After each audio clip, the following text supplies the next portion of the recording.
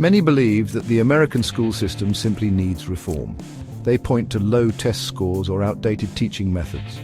But what if the problem is not one of improvement, but of origin?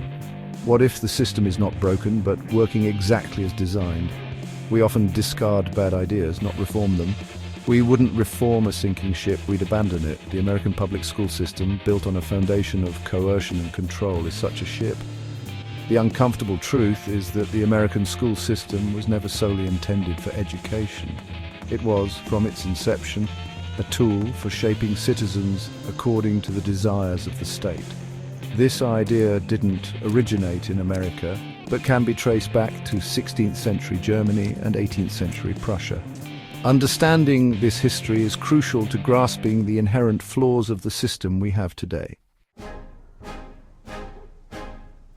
In 16th century Germany, Martin Luther, a key figure in the Protestant Reformation, advocated for state-mandated schooling. His goal was not purely educational. Luther believed in spreading his version of Christianity. He saw compulsory schools as a way to ensure children were indoctrinated into the Lutheran faith.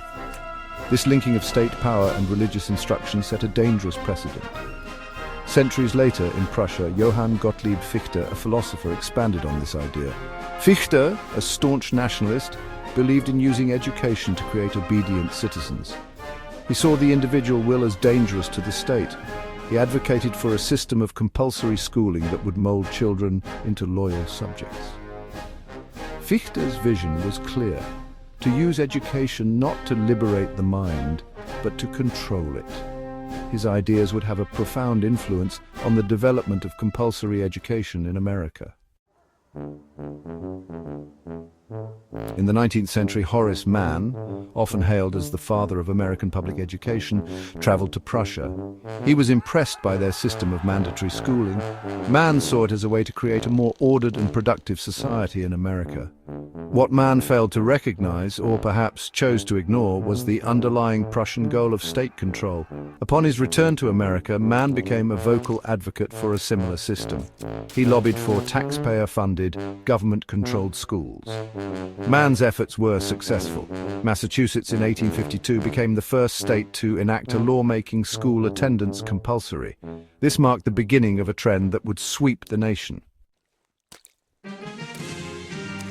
Section 4.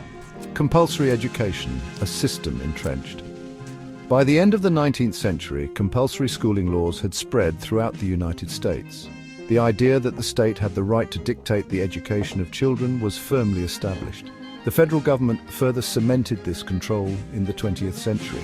The creation of the Department of Education and the passage of the Elementary and Secondary Education Act, or ESAA, solidified the government's role in education. These actions, while presented as advancements, only served to further entrench a system fundamentally at odds with the principles of individual liberty and free thought. The Prussian model, with its emphasis on obedience and conformity, had taken root in American soil.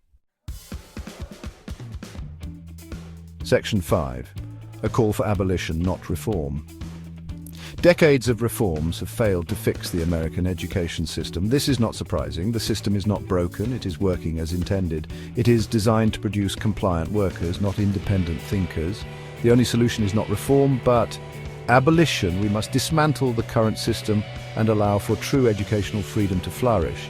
This means allowing parents to choose how and where their children are educated. It means fostering an environment where creativity, critical thinking, and individual potential are prioritized over obedience and standardization. The time for tinkering around the edges is over.